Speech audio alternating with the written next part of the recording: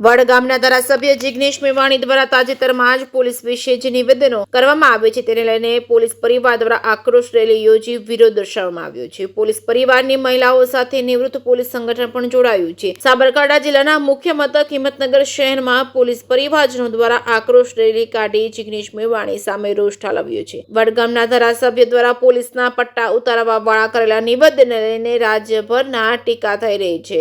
આ દરમિયાન પોલીસ પરિવારજનોએ ધારાસભ્ય મેવાણીની આ પ્રકારની માનસિકતા સાથેના નિવેદનો સામે વિરોધ નોંધાવ્યો છે। પોલીસ રાત દિવસ સુરક્ષા અને સલામતી માટે ફરજ બજાવતી હોય છે અને ખુદના પરિવારને પૂરતો સમય નથી આપી શકતા। એ દરમિયાન પોલીસના મોરલને તોડી પાડવા સમાન વાણી વર્તન કરતા ધારાસભ્ય મેવાણી વિરુદ્ધ રોષ દર્શાવ્યો છે। પોલીસ કર્મીઓના પરિવારની મહિલાઓ અને બાળકો પણ રોષ વ્યક્ત કરવા હિંમતનગરમાં યોજાયેલ રેલીમાં જોડાયા હતા। પોલીસ પરિવારોએ રેલી સ્વરૂપે હિંમતનગરના અહિંસા સર્કલ પહોંચી દેખાવો પણ કર્યો હતો। પોલીસ પરિવારની મહિલાઓ અને નિવૃત્ત પોલીસ સંગઠન દ્વારા આજે આક્રોશ રેલીમાં સૂત્રોચ્ચાર સાથે વિરોધ દર્શાવ્યો હતો, જેમાં ધારાસભ્ય દ્વારા કરેલા નિવેદન અંગે ધારાસભ્ય માફી પણ માંગે તેવી માંગ કરવામાં આવી હતી। અત્યારે તો કેવું છે, હાલ જે થરાદમાં ચાલી રહ્યું છે એ અમે અત્યારે આક્રોશમાં જ છીએ। મતલબ કે અમારા હસબન્ડ એક જમવાનું ઠેકાણું ના હોય, છોકરાઓ સાથે ટાઈમ સ્પેન્ડ નથી કરી શકતા, વાઇફ સાથે ટાઈમ સ્પેન્ડ નથી કરી શકતા,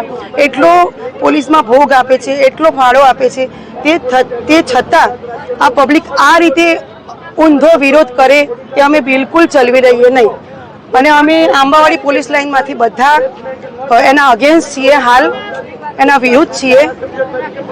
શું માંગણી છે તમારી બેન?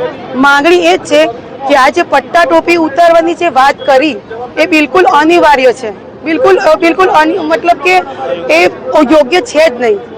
એ કયા મતલબ કે રીતે બોલ્યા એ બિલકુલ યોગ્ય નથી એમ, કારણ કે વાર તહેવાર પોલીસ કંઈ જોતા જ નથી, ના છોકરાઓ સાથે, ઘરના માણસ સાથે કદી એ રીતે ટાઈમ સ્પેન્ડ કરી નથી શકતા અને એમની બહુ જ ભોગ આપે છે।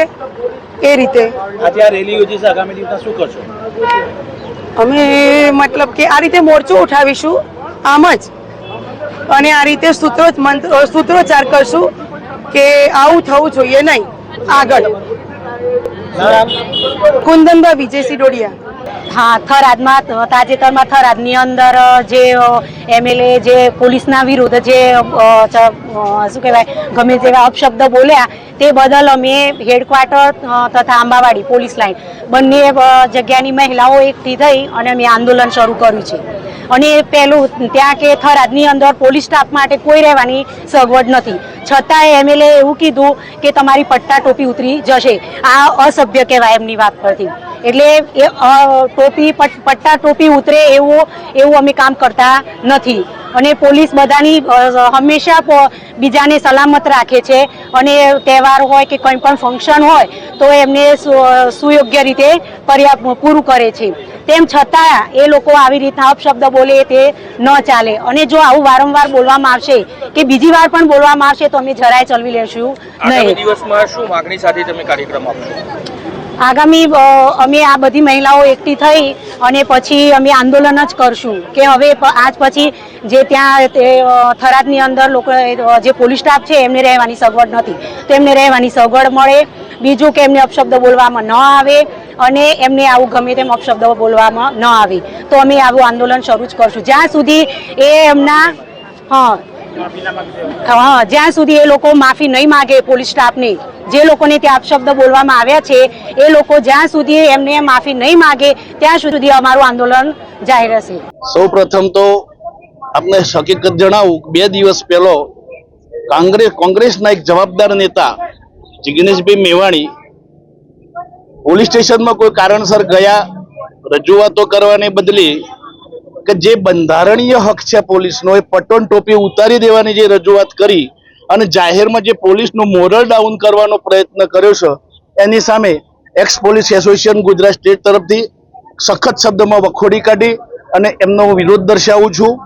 પટ્ટા ટોપી એ બંધારણે આપેલી વસ્તુ છે, એ ધારાસભ્યશ્રીને પણ નથી મળતો।